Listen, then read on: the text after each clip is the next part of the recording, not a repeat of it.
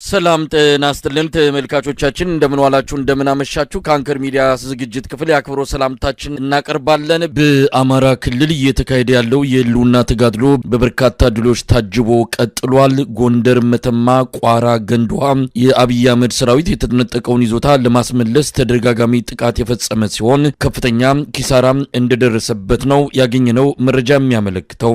ከ100 በላይ ወታደሮች ሙትና ቁስለኛ መሆናቸውን የአማራ ፋኖ ጎንደር እዝ የአርበኞች ክፍለ ጦር አዛዥ ሻለቃ ብርሃኑ ነጋ ለአንከር ሚዲያ ገልጿል። በጎጃም ሰፊ ቀጠና ያካለለ ውጊያ ሲደረግ ነው ሁለቱ ቀናት ያለፉት። በበርካታ አካባቢዎች የተሰማራው የአብይ አህመድ ሰራዊት በደፈጣ ጥቃት ብርቱ ጉዳት ደርሶበት መንገድ ላይ መቅረቱን ከአማራ ፋኖ በጎጃም የተለያዩ ክፍለ ጦሮች የተላከልን መረጃ ያመለክታል።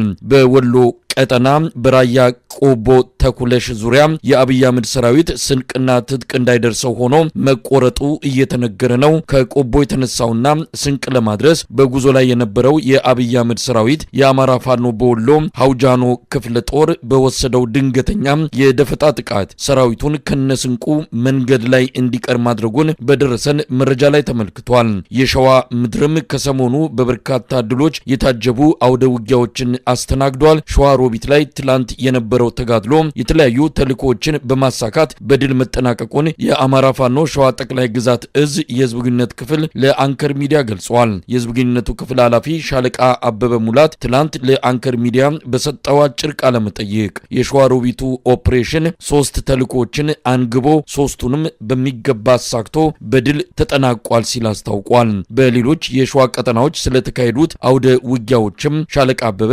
መረጃውን አካፍሎናል። ሸዋሮቢት ከተማዋን ሲነጣት የዋለው አስደማሚው ጦርነት ነው። ሸዋሮቢት ከተማን በአራቱም አቅጣጫ ኃይል በማሰለፍ ከተማዋን መቆጣጠር ተችሏል። ጦርነቱን ለየት የሚያደርገው የአማራ ፋኖ ሸዋ ጠቅላይ ግዛት እዝ መሪው አርበኛ መከታው ማሞ ከሌሎች በየደረጃው ያሉ አመራሮች ጋር በጋራ በመሆን የተሳተፉበት መሆኑ ነው። አማራ ፋኖ ሸዋ ጠቅላይ ግዛት እዝ አምደ ጽዮን ኮር ራምቦ ክፍለ ጦር በፋኖ ለማ ተስማማው የሚመራው የእዙ ሻለቃ ቃኝ እንዲሁም የመሐመድ ቢሆነኝ ኮር ደጃዝማች ተሰማ እርገጤ 3ኛ ሻለቃ የተሳተፉበት።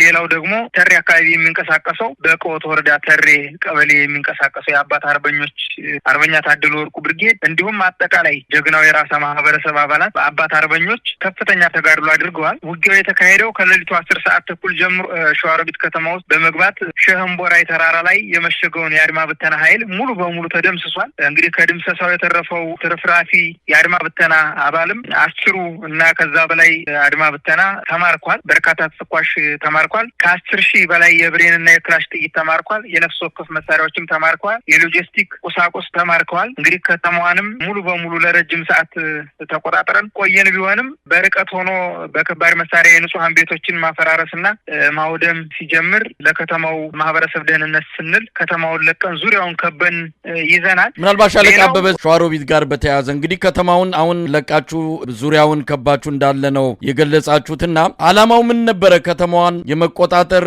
ካልሆነ ለቆ የመውጣት ተልእኮ ምንን ያሳያል? ተመሳሳይ የሆኑ እንቅስቃሴዎች ናቸው ከዚህ በፊትም ሲደረጉ የነበሩትና በተለየ ተልእኮ ነው ከተማ ውስጥ ያሳካችሁት? ዓላማ ነበረ? ለቆ በመውጣት ረገድ የሚፈጠረው ብዙ ውድመቶች ይኖራሉ። ያው አገዛዙ በጭካኔ የሚተኩሳቸው ከባባድ መሳሪያዎች እንዳሉ ይታወቃልና ዓላማው ምን ነበረ?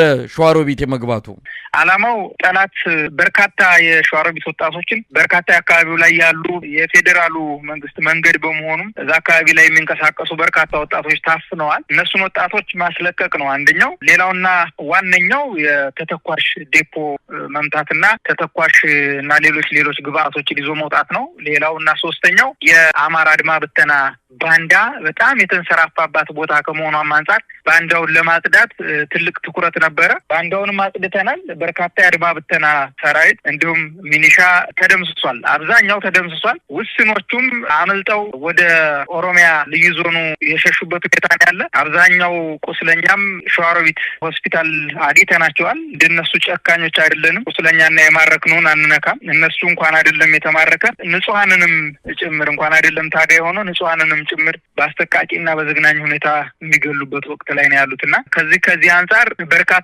የሆኑ ተተኳሾችን አግኝተናል። በቀጣይ ሌሎች ከተሞች ልንቆጣጠርባቸው የሚያስችሉ ተተኳሾች አዳዲስ ምልምል ሰልጣኞች የተቀላቀሉም ስለነበሩ ለነሱም መሳሪያ ያስፈልግ ስለነበረ በርካታ የነፍስ ወከፍ መሳሪያዎችን ማርከናል። እነዚህን ታሳቢ አድርገን ለቀጣይ የኮር አደረጃጀቱን በምን አይነት መልኩ አጠናክረን መሄድ እንዳለብንና ለቀጣይ ልምድ እንዲሆነን ታሳቢ በማድረግ የኮር ምስረታውንም ትስስር በዛው ለመፈተሽ ያደረግነው ነው። ውጤታማ ነን። በዛ ልክ የተንቀሳቀስነው እንቅስቃሴ ውጤታማ አድርጎናል። በጠላት ላይ ከፍተኛ የሆነ ኪሳራ ደርሷል። ለእኛም ትልቅ ግብአት ያገኘንበትና በቀጣይም በፈለግን ሰዓት ከተማውን መቆጣጠር ብቻ ሳይሆን ተቆጣጥረን የምንቆይበትን ንድፍ የነደፍንበት ሁኔታ ነው ያለው። እንግዲህ በሌሎች አካባቢዎች ጥቃቶች በተለያዩ አካባቢዎች ሰፊ ቦታን የሸፈኑ አካባቢዎች እንዳደረጋችሁን የገለጻችሁትና ከሸዋ ሮቢት ባሻገር ሌሎች አካባቢዎች አሉ?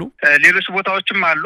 የአማራ ፋኖ ሸዋ ጠቅላይ ግዛት እዝ አርበኛ መሐመድ ቢሆኔ ኮር አስቴጎማ ተራራ ክፍለ ጦር ግሼር አቤል ዙሪያ የሚንቀሳቀስ የብርጌድ ደምሴ ብርጌድ ፈጥኖ ሻለቃ ጠላት ላይ ጠንካራ ክንዳቸውን በማሳረፍ እንግዲህ በዛሬው ዕለት ጠላት ላይ በደረሰበት ከፍተኛ ኪሳራ አማካኝነት ሲጨፍሩበት መዋላቸውን መግለጽ እወዳለሁኝ። የአብይ አህመድ ወንበር አስጠባቂ ሰራዊት ህዝቡን ያፈነ መሆኑን ሰሞኑን በተለያዩ ሶሻል ሚዲያዎች መዟዟሩ ብቻ ሳይሆን በአካል መሬት ላይ የወረደ አፈሳና አፈና እያደረገ መሆኑ ይታወሳል። ይህ ወንበር አስጠባቂ ሰራዊት ህዝቡን እየሰበሰበ ለማፈን ከግሼር አቤል ከተማ ወደ ወፍለቅ ቀበሌ ሲንቀሳቀስ ንስሮቹ የብሩክ የደምሴ ብርጌድ ፈጥኖ ሻለቃ ቀድመው ደፈጣ በመያዝ ከሌሊቱ 10 ሰዓት ተኩል ጀምሮ እስከ ቀኑ 2 ሰዓት ተኩል ድረስ በግሼር አቤል ወረዳ ወፍለቅ ቀበሌ ደረቅ ወንዝ ማሳ ላይ ሙሉ የጠላትን አንድ ሻምበል ደምስሰውታል። ጠላትም ኃይል በመጨመር በዙ 23 ሽፋን በመስጠት ሙትና ቁስለኛውን እየጫነ ተመልሶ ወደ ግሼር አቤል ከተማ ገብቶ መሽጓል ማለት ነው። እዛው ሌላው አማራ ፋኖ ሸዋ ጠቅላይ ግዛት አስቴጎማ ተራራ ክፍለ ጦር ፊት አውራሪ ገበዩ ወይም አባጎራው ብርጌድ ነው 3 ሻለቆችን በማሳተፍ የጠላት ኃይል በከባድ እንቅስቃሴ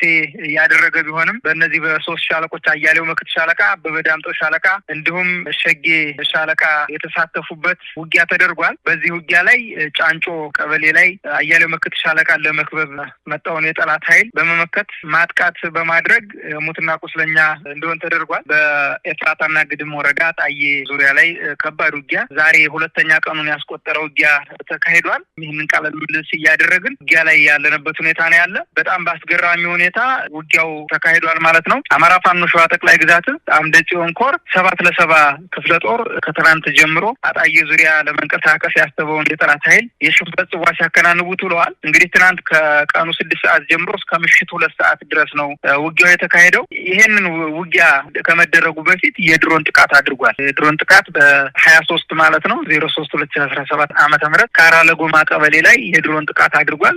ይህ የድሮን ጥቃት በሰራዊት ላይ ምንም አይነት ጉዳት አላደረሰብንም። ነገር ግን ሌሊት ላይ አሁን አብዛኛው ማህበረሰብ ቀን ሰብሰብ ሲሉ ድሮን እንቅስቃሴ ትልቅ ስጋትም ስለሆነ ድሮንም በአርሶ አደር ማሳ ላይ እንዳለ መምታት ስለጀመረ ያንን ለመሸሽ ታሳቢ በማድረግ